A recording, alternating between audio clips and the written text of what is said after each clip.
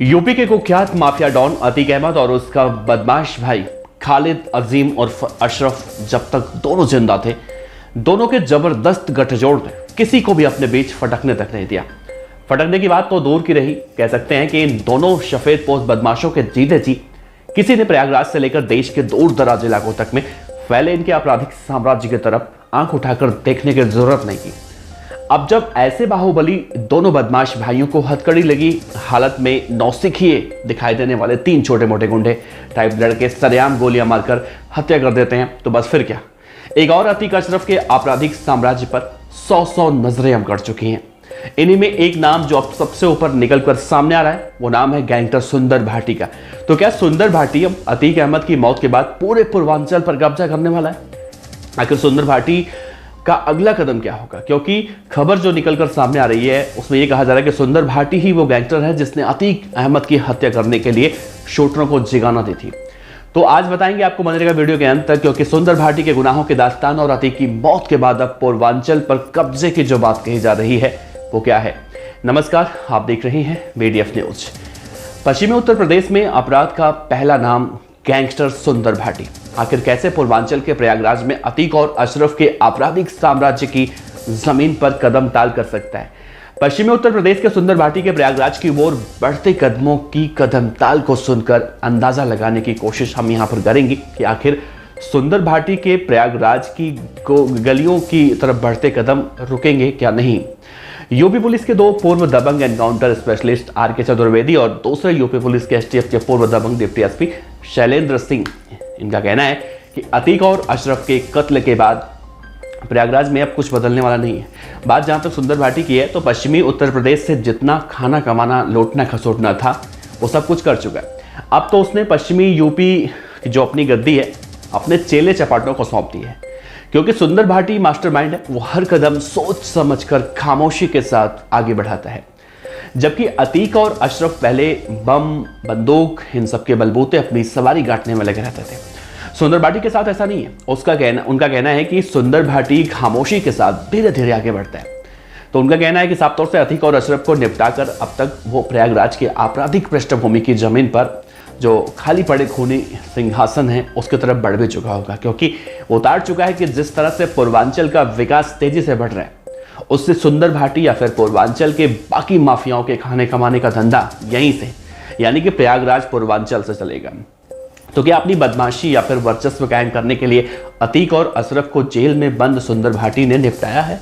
इसके जवाब में एनकाउंटर स्पेशलिस्ट और साल 1990 के दशक में नेपाल सीमा पर खलिस्तानी डाकुओं की जान के दुश्मन नंबर 1 साबित हो चुके पूर्व IPS RK चतुर्वेदी कहते हैं कि जो कुछ देखा सुना पढ़ा जा रहा है उससे अंदेशा है कि अतीक और अशरफ को सुंदर भाटी ने ही खामोश ना करवा दिया हो।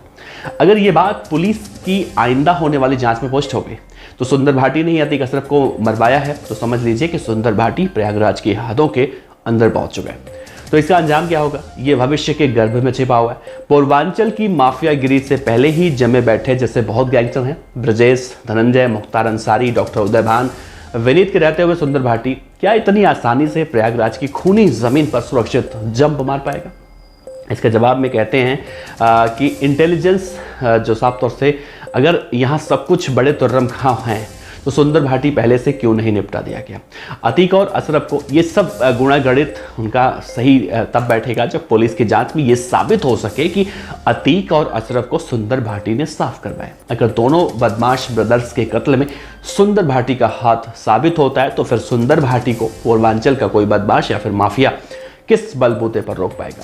प्रयागराज की हदों में एंट्री करने से उन्होंने ऐसे मौके छिपाने की जगह नहीं मिलेगी, ये सोचकर कि अशरफ और अतीक को जिंदगी भर ताड़ते ही रह गए। जबकि पश्चिमी उत्तर प्रदेश का जेल में बंद माफिया सुंदर भाटी दोनों भाइयों को हजारों मील दूर आकर निपटा देता है। माफिया मुख्तार अंसारी पर पोटा लगाकर साल 2004 में यूपी के तत्कालीन मुख्यमंत्री मुलायम सिंह यादव के निशाने पर आ चुके यूपी पुलिस के डिप्टी SP की कुर्सी को लात मारने को लेकर चर्चित शैलेंद्र सिंह ने कहा है कि अतीक और अशरफ तो काला कारोबार इनका शांति से चल रहा था, वर्चस्व की असली खूनी लड़ाई तो प्रयागराज की गलियों में अब शुरू होने वाली है। इस लड़ाई में क्या धनंजय सिंह, ब्रजेश सिंह, भदोही के डॉक्टर उदय भान या फिर क्या मिर्जापुर के वनीश सिंह और माफिया गुंडा मुख्तार अंसारी, क्या इनके बीच अब जंग शुरू होगी? प्रयागराज की खूनी जमीन पर अतीक अशरफ को निपटाकर सिंहासन भले ही सुंदर भाटी या फिर किसी ने भी खाली कराया, लेकिन प्रयागराज को पाने की होड़ में खून हर बाहुबली को बहाने को एक बार फिर से मोर्चाबंदी करेगा। अगर सुंदर भाटी अपने कदम प्रयागराज की तरफ बढ़ाता है, जैसा कि मीडिया रिपोर्ट्स में लगातार देखा और सुना जा रहा है, तो सुंदर भाटी की राह भी उतनी आसान नहीं होने वाली जितनी आसानी से उसने अपना आपराधिक साम्राज्य पश्चिमी यूपी में खड़ा कर लिया है। तो प्रयागराज और पूर्वांचल के अपराध और अपराधियों का इतिहास भूगोल पश्चिमी यूपी से काफी अलग है। यूपी पुलिस एसटीएफ में नौकरी के अनुभव से वो साफ तौर से इतना दावा कहते हैं कि सुंदर भाटी के प्रयागराज की ओर बढ़ते पैरों को रोकने के लिए अब कहीं कोई अगला अतीक या फिर अशरफ जैसा नया खूनी कांड जमाने के सामने ना आ जाए, क्योंकि पूर्वांचल के जिन पहले से जो जमे पड़े हैं माफिया, सुंदर भाटी हल्के में लेकर उन्हें नज़रअंदाज करने की गलती कर रहा है, और वो भी सुंदर भाटी से आसानी से या फिर बिना सीधा मोर्चा साधे बाज नहीं आने वाले। तो सुंदर भाटी पश्चिमी यूपी में गैंगस्टर अतीक अहमद अशरफ अहमद की हत्या के बाद अब अपने पैर पसारने की कोशिश कर रहा है। तो क्या जो पहले से जितने माफिया पूर्वांचल में हुए हैं, धनंजय सिंह, अतीक अहमद तो निपटा ही दिया गया, ब्रजेश सिंह, बाहुबली मुख्तार अंसारी या फिर विनीत सिंह, डॉक्टर उदय भान, जितने बड़े नाम हैं, तो क्या पूर्वांचल में सुंदर भाटी अगर अपने पैर जमाने की कोशिश कर रहा है तो क्या सब कुछ इतनी आसानी से हो पाएगा? और सुंदर भाटी का ही नाम अतीक और उसके भाई की हत्या में सामने क्यों आ रहा है? ये अपने आप में एक बड़ा सवाल खड़े करता है। खैर, आने वाले समय में, जैसा वरिष्ठ पुलिस अधिकारियों का कहना है कि आने वाले में इस तरह की हत्याकांड और ना देखने को मिल जाए, तो शायद इस घटना से भी इनकार नहीं किया जा सकता। तो पूर्वांचल इस समय कहीं ना कहीं देखने को मिल रहा है, जो कुछ चल रहा है पूर्वांचल में, वो आने वाले समय में सरकार और प्रशासन, पुलिस के लिए भी बड़ी चुनौती साबित होने वाला है। तो फिलहाल सुंदर भाटी को लेकर आप क्या कहते हैं? क्या सुंदर भाटी ने ही अतीक और अशरफ की हत्या करवाई है? क्योंकि जो सन्नी सिंह नाम का शूटर था, उसके तार सुंदर भाटी से निकलकर सामने आए। इसके पीछे कई रीजन भी कहे गए कि सुंदर भाटी ने ही जिगाना मेड पिस्टल उस हत्यारे शूटर को दी थी, क्योंकि उनके होलिये को देखकर यह अंदाज़ा लगा पाना कि उनके पास ये पिस्टल आई कहाँ से होगी, इतनी महंगी पिस्टल।